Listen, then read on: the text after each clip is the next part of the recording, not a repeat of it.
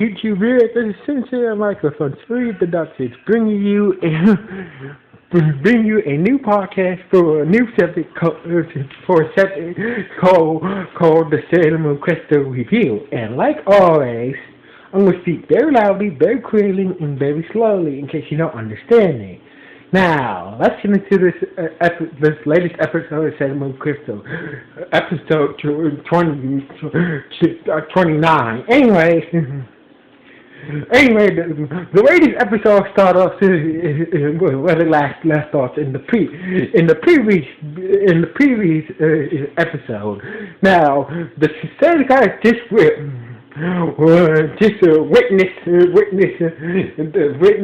witness the appearance and disappearance of Sailor Neptune and Sailor Uranus. So they were after Sailor Uranus and Neptune disappeared, they went to go check on Mini Moon.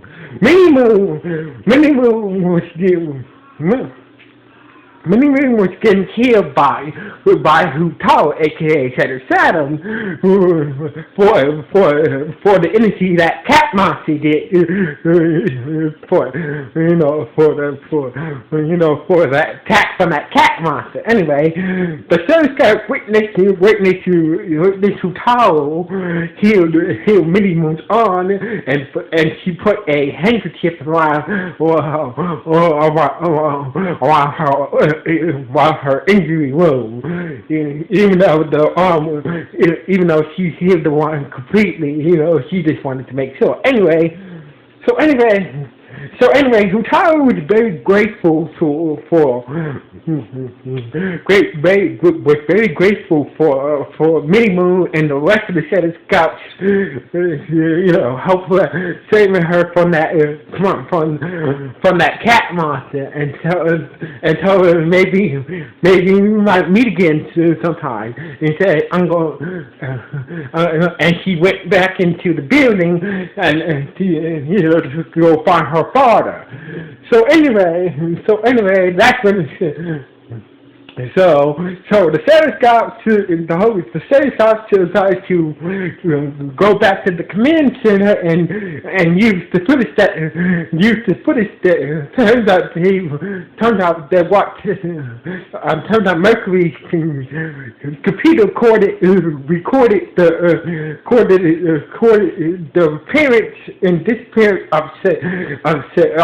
Sailor Uranus and Sailor Neptune. Now, so anyway, they went back to the command center and show Honest and Luna the footage. So anyway, meanwhile, in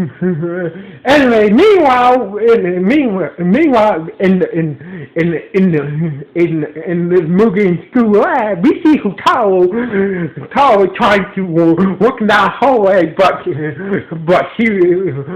she felt her knees. It looked like she was having a hard time breathing. It looked like she was having a hard time breathing. It's time to catch her breath, and that's when Corey Knight came in the hallway and asked Hutaro, "Are you okay? Are you okay?"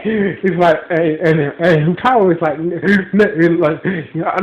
"I'm fine. Just leave me alone. I need to catch my breath." And that's when Hutaro's father, Professor Tomo, who's the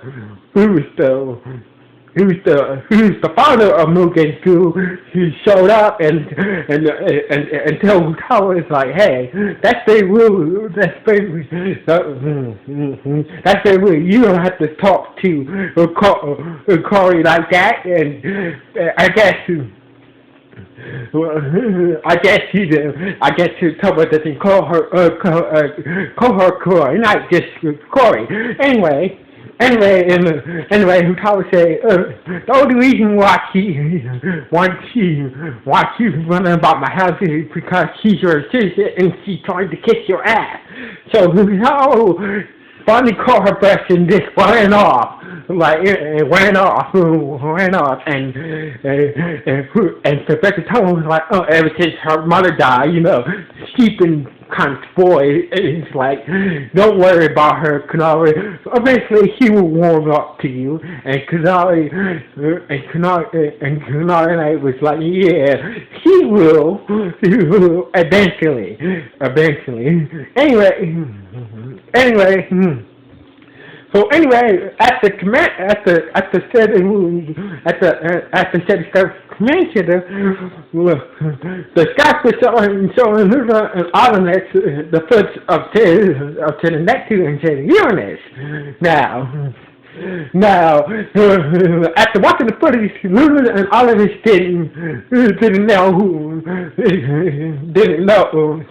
don't know who these sheriff Scouts are. So basically, they'll know maybe they don't know who the sheriff Scouts are, but they do say there are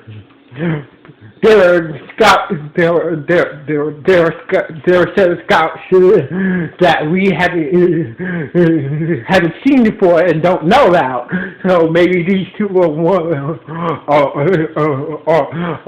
are scouts we haven't seen before. And so Lunar Artemis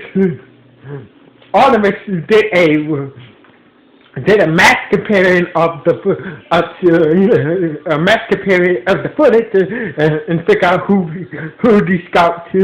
these two new scouts will be, and they turned out the pictures of Michelle, aka Sailor Neptune, and Myra, aka Sailor Uranus.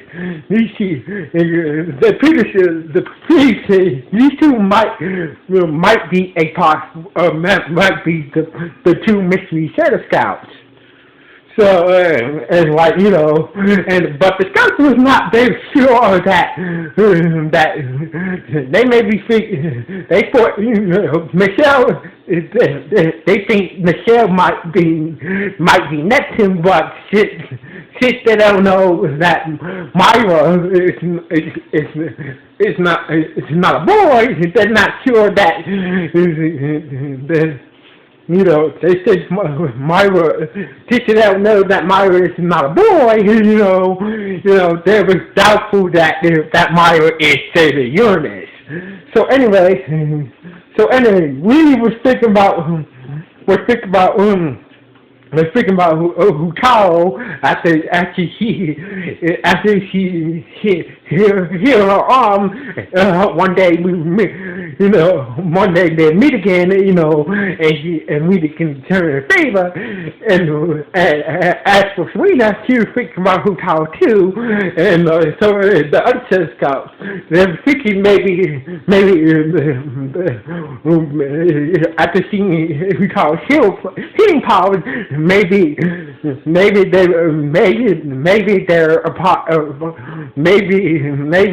Hutaro is connected to Sailor Uranus Neptune somehow. So anyway, later that night at Hutaro's house, Hutaro was having problems sleeping. And that's where her father came in, and how you having problems sleeping. You want to. Did you take the medicine I gave you? Hutaro said yes, it's not helping. Now, so Professor Tomo gave Hutaro this weird crystal necklace to help her fall asleep. And she fell asleep. Meanwhile, back at the bad guy's house, BT Kuroi Night. With the same crystal message, turns out that crystal message is the Tau crystal. It turns out it's Tau crystal. It's the Tau crystal that they need to awake Sailor Saturn, but in order to do that, they need to find all the free checkers to activate it. So Kunari Knight was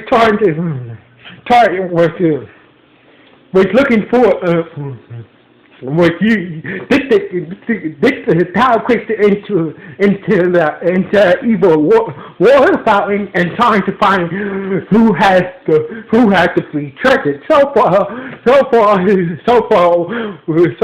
she was no luck so far. Anyway, the next day,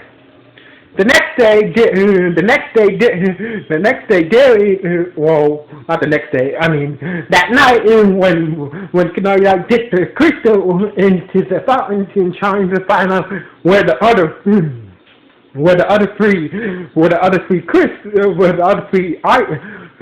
item treasures is at, Gary had the same dream again about Pluto, Neptune, and Uranus winning their stellar weapons and shit. And he woke up. Serena and Weenie was sleeping in his bed. He was sleeping on the couch and shit. So the next day, Barry did some research on Weenie's, on Hutaro's father, Sebastopol, at the bookstore, and that's when he met Michelle, bump into Michelle again. So anyway, they start to talk and shit, and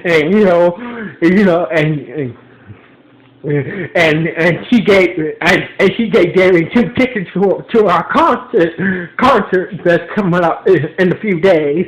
And while Gary and Michelle was talking, she really walked by and started talking and thinking that Gary is hitting on her and shit. So she went to the arcade where she bumped into Myra, aka Santa Uranus. And and that's when Serena said, "Are you a sales?" Asked you, "Are you a sales guy?" And he's like, and Marvin just looking at Serena and just laughing. No, it's like, what the hell? Are you? No, I know about the sales guy. I ain't no sales guy. I'm a boy. Oh yeah, and Serena said, oh yeah, he's right. Yeah, you're right. You're right. You're right. All the sales guys are girls. So, but even Myra is lied about her being a boy. Anyway.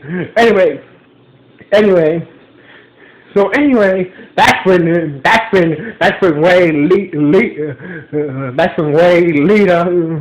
and this is for Amy, Lita, and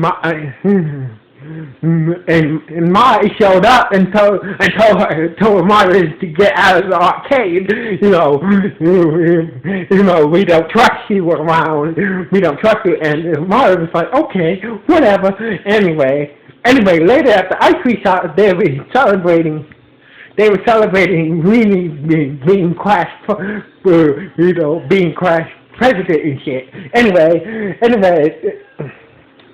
Anyway, Lita, aka Santa Jupiter, was planning Ray's surprise party tomorrow. Ray being Santa of Mars, and he said, and that's when Amy said, well, Ruth might as well cancel that party, and Lita was like, why? Because Ray was was in the mountains doing some spirit training and shit. So basically, and that's when Lita others said, so let's go up there too. That's good. So let's go up there tomorrow and surprise her with a surprise party. Meanwhile, one of the wishes was disguise herself as student had one of the wishes disguise herself as a student and send her and send her to the mountains where he was, where a bunch of Mugen students to drain their energy, to drain their energy for some reason. So anyway,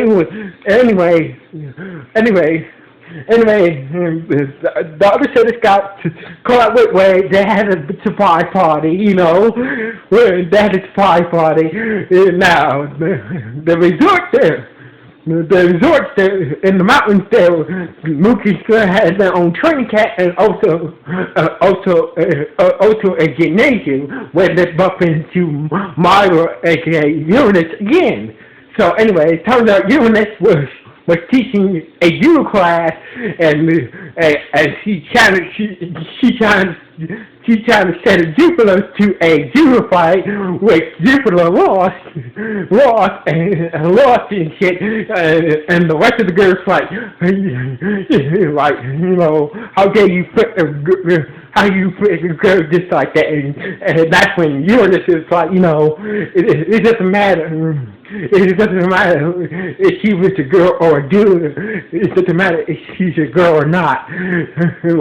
Once you turn to a combat, everything goes and shit. And that's when the dojo security chase between them out the dojo and shit. So anyway, later that night, they like the witch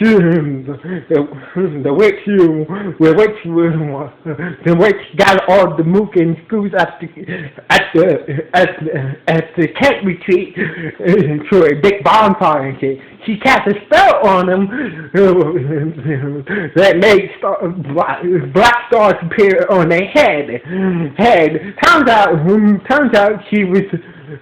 Turns out she was looking for the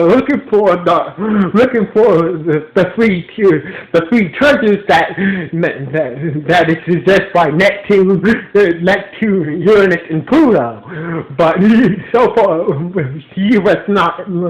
So, but it was in. She didn't find it among the Mugen, among the students that was there at the camp, but and she used the opportunity to drain their energy to drain their energies for some reason. Anyway, Jupiter and Mars was up and saw what was going down, so they transformed and tried to stop the witch, who is the witch of fire, but they was getting their ass kicked until Sailor Moon and others showed up, and Sailor Moon used her moon heart sector to destroy the fire witch, and all the students had no meaning what happened, but had no meaning what happened, but they were all fine. Anyway, out of nowhere, Uranus appeared, and Sailor Moon chased after Uranus, and when she got to a dead-end cliff, Sailor Moon thought she lost Uranus, and Uranus was behind her in the tree. She came down from the tree and told her that you need to stay out of our way. You got a job to do. And Sailor Moon was like, what job was that? And that's when Sailor Uranus kicked Sailor Moon, and this is how the episode ended. I gotta say, like I said again, Uranus kissed Sailor Moon, and this is how the episode fucking ended. I gotta say, this episode was alright, but it's a huge. This episode was a real shocker, though. Uranus kissing Sailor Moon. This is big right now. This tells us that Uranus is really truly is gay. A lesbian. Because back in the old Sailor Moon, series, they kind of bounce, kind of made it unclear that Cheddar Eunice was a play around with Cheddar Eunice's sexuality. But in this new Sherlock series, they established that Cheddar Eunice is a lesbian. So basically, this episode was very good. It established that Cheddar Eunice is a lesbian, and she might be attracted to Sailor Moon, but at the same time, she's in love with Sailor Neptune. So anyway, this was a good episode. And this is here, Michael. Sign off. 1.